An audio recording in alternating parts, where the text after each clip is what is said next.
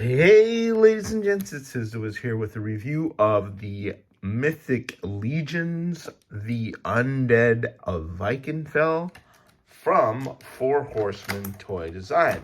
So that is the figure that came in the package, and let me read you the bio. First, I guess I should show you the insert or the back of the package. Nate Barch art, as always, and then on the back, the mighty Necronominus coming down. And we're waiting to get all these cool knights and skeletons from China. You can read the bio there in the back. But, yeah, this is magnificent art from Nate Barch. And so we can never get enough skeletons in my book. We've got some undead Belulolith.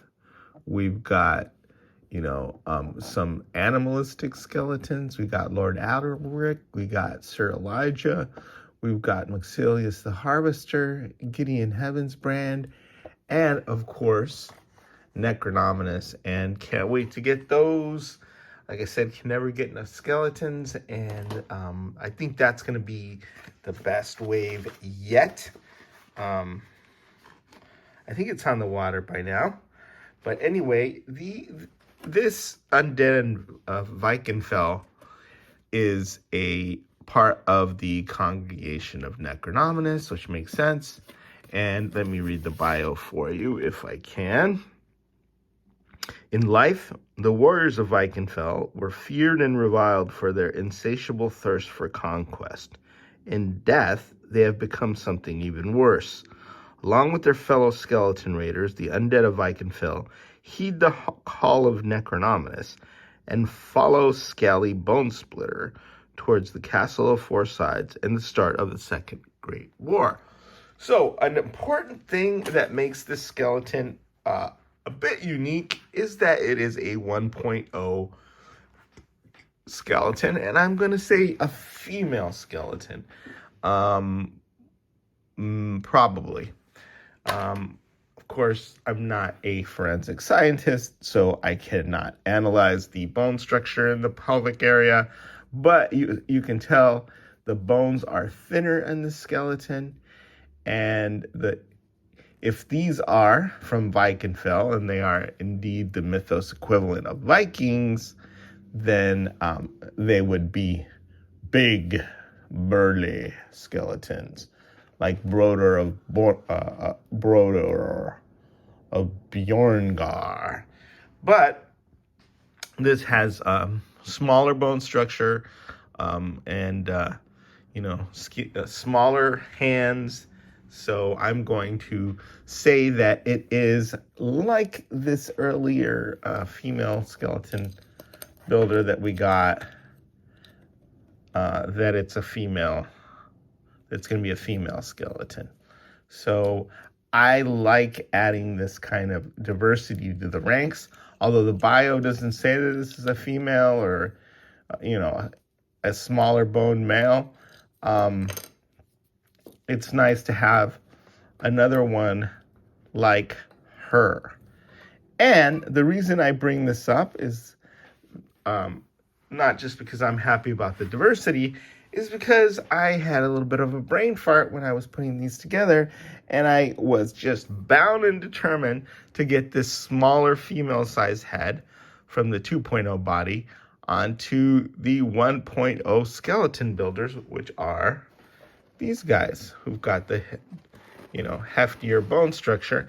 And I managed to do it, but I don't recommend that you try, because I had to put a lot of heat on the head, too much pressure, and even though it fit on there and it doesn't look weird, you risk breaking the peg on the skeleton builders if you do that. But I just wanted you to get a look at the alternate heads that come with this pack, and I think that's one of the coolest parts of it.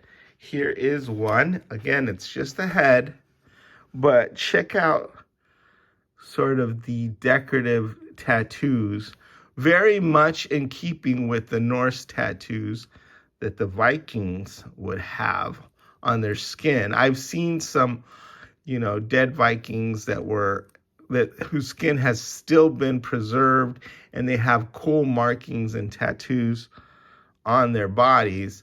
And these are very reminiscent of that kind of Norse symbols. So this is the first elaborately painted head that we've gotten on a skeleton, as far as I can tell. I mean, we got racing stripes on, I think it was Calavius, but yeah, look at all that. Look at all that cool detail. So you get this alternate head to pop and swap on her, or if you buy multiples of her, right, you can pop that head on one, and then the other head, the other alternate head, let me show you what that looks like on another skeleton. So I did the same thing here where I, just sort of forced the head onto a skeleton builder just to show you guys. But this is what it looks like. It's a little bit browner, the skin, or not the skin, but, the bone on the head, than the color of the regular skeleton builder, but I don't think it looks bad, right? And then we get this helmet with these little pokey bits that come out of the side, and then this really cool sort of feathered headdress also coming out of the back, kind of like a ponytail. So that's what that second alternate head looks like. So it's kind of cool to get this pack with 3 heads, and of course, the idea is, pop and swap, configure to your heart's delight. And the main head that comes with this lady is this magnificent feathered headdress. Look at the detail there on the paint, on the feathers, on both sides. And she just looks regal, which is why I decided to put her on the bone throne, because she looks like a, she looks like a regal warrior princess. So have a look at the back of that helmet. I really like the styling of these wings. And again, the bone color is a little bit browner than what we get in the skeleton builders that we've received so far. Although we will be getting some more with the 4-pack of skeletons. And I think there's gonna be a little bit more variety as far as skeleton bone darkness in those packs. So just trying to get you a look at all these details, the painted rivets on the leather armor, the nice wash on these shin guards, and then all that, like I said, on the smaller, more delicate frame. So this really, really cool pauldron there, that nice wash to make it look metallic. It's got this cool cape that sort of you can drape over one arm, which is what I've done here, kind of like half a Snuggie, half a Viking Snuggie. And then I love the furriness of it and the fact that it's long. And if you look at it, it's got some, not weathering, but just sort of dark patches on the bottom, which is what you would see if somebody was dragging a fur cape on the ground. And that's what this lady has been doing. As far as weapons, you get this wicked looking sword with the serrated edge down here by the bottom. You get, hold on. You get this battle axe, very, very appropriate for a Viking. And then you get this shield, which we've seen before. Here it's just a different color than the skeleton builder shield. You can see this one doesn't have as much gold on it, right? So, and it's got some really cool weathering on it to make it look, authentically old and used. So, yeah, you get the axe, you get the sword, and you get the shield. And you also get some extra hands. Okay, now I've got another skeleton here, and I put this hands on him because when I found this guy at a yard sale somewhere, he didn't have hands, and I thought these would be perfect for him. But these hands also came with her.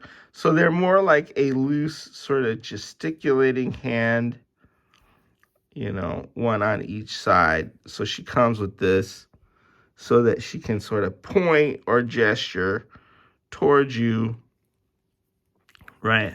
But like I said, I want her holding her weapons, and I'm allowing this skeletal alien to take these hands so that he can become whole and, you know, join the congregation of Necronominus and not lack hands. So you can see the bone color on that, also a little browner.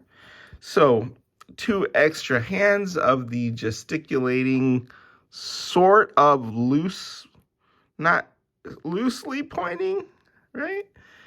Yeah, variety for her. So 2 hands, 2 weapons, a shield, a very, very cool cape, just all this detail in the armor, 3 heads, chock full of value for you on this. And then the fact that she's a female, or she can be a female, and I believe this is the second or maybe the third female skeleton after Morgulith, is very, very cool in my book. And it's about time we got more females. I know that the Viking females in the real world fought alongside their male counterparts.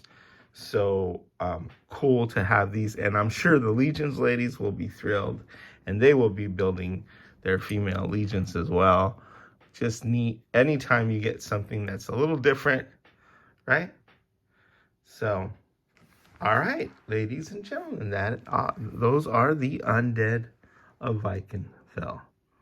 It's the Wiz, signing out.